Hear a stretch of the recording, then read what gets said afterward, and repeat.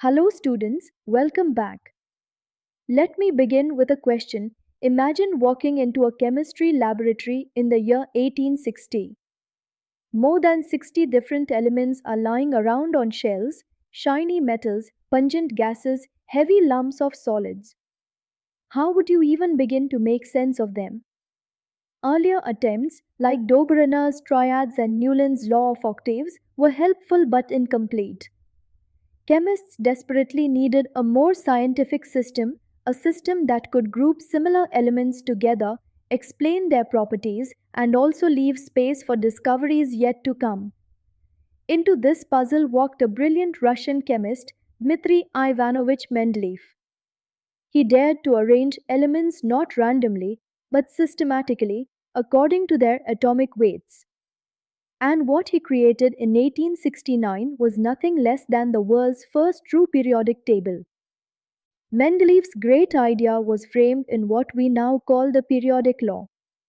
Let me say it slowly so it sinks in. The physical and chemical properties of elements are periodic functions of their atomic weights.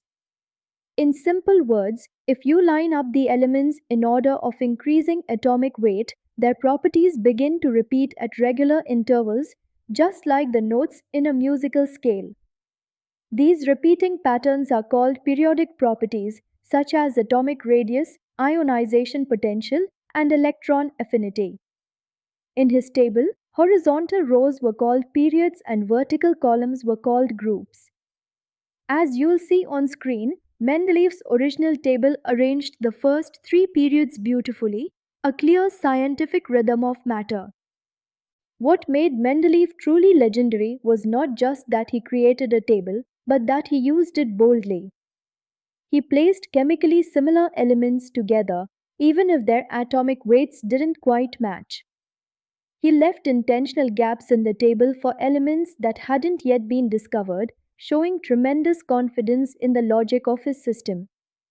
For example, he left spaces for scandium, gallium, and germanium, and later, when these were discovered, their properties matched his predictions almost perfectly. He even corrected the atomic weights of certain elements, such as beryllium, changing it from 14 to 9.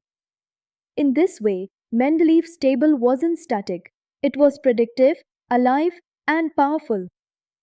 Now here's where it gets exciting. Based on the gaps in his table, Mendeleev predicted the existence of what he called Eka elements. He named them using the Sanskrit word Eka, meaning one step beyond. Eka boron, Eka aluminum, and Eka silicon were his predictions. Later, these were discovered as scandium, gallium, and germanium. Mendeleev didn't just predict their existence, he described their atomic masses, densities, and even the types of oxides and chlorides they would form. Take gallium, for example. Mendeleev's predicted properties for Eka aluminum almost exactly matched the actual properties of gallium when it was discovered. This was nothing short of genius, and it proved his periodic law was far more than coincidence. Mendeleev's periodic table was not just a scientific curiosity, it became a working tool for chemists. It allowed 63 known elements at that time to be arranged logically. It grouped alkali metals like lithium, sodium, and potassium together and clustered halogens like fluorine, chlorine, and iodine into the same family. This grouping made it easier to understand valency, reactivity, and compound formation. For the first time, chemistry students and scientists alike had a structured map of the chemical world.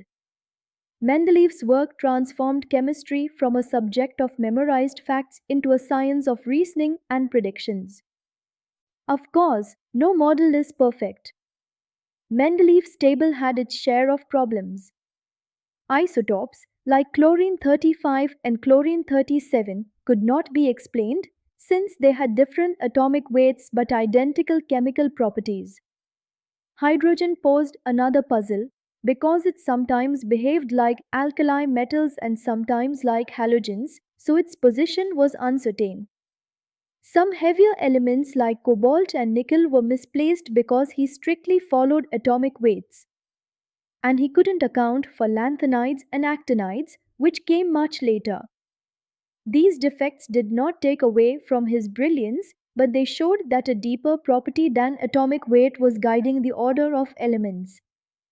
So let's recap.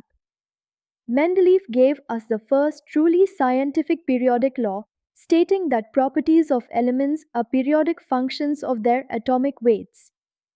He organized elements into periods and groups, left gaps for undiscovered elements, corrected atomic weights, and gave chemistry its first predictive framework. His table had defects, especially with isotopes and element positioning, but those very gaps inspired Henry Moseley to later discover the role of atomic number, refining the periodic law into the modern version we use today. Mendeleev's genius lay not only in organizing known facts, but in daring to predict the unknown. I hope you now see why Mendeleev is celebrated as the father of the periodic table. In the next class, we'll explore Moseley's contributions and how the modern table came into being. Until then, remember, chemistry is not just about knowing elements, it's about understanding the logic that connects them all.